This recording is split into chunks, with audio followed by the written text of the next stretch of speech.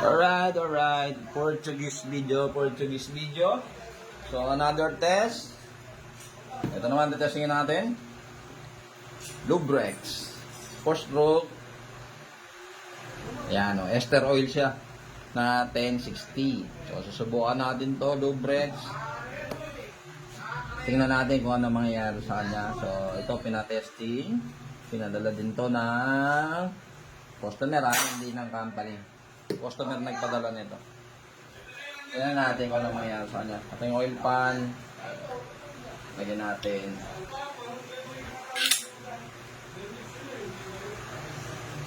Siyempre silyado pa rin. Ayan, oh. Ganda ng selyo. Ganda selyo. Tingnan natin. 1060 Lubrex.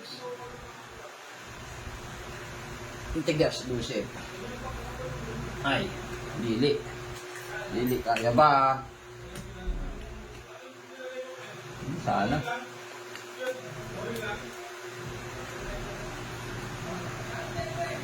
Lubrex. Ayan na.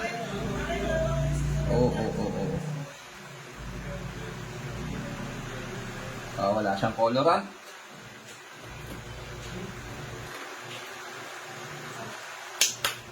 Okay, yung ating stud, ayan o. Inikot ko lang, ayan yung mga dati. Inikot ko lang, so ayan, clear.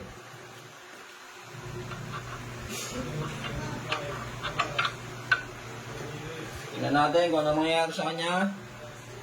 Lubrex. Testing. So, breaking pa rin tayo. Isa, dalawa, tatlo, apat, 5. So, ang ating unang plate, 600 grams. Isa, dalawa, tatlo, apat, 5, 6, 7.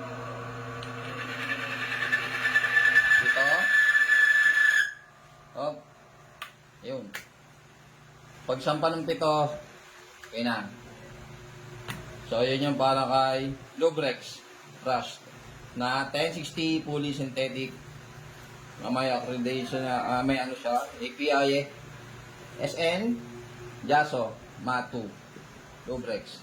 Bali, sumampa ng 7 plates. So, ito yung dati kong tinda dito sa shop, Lubrex. Kaya medyo mahirap nang kumuha.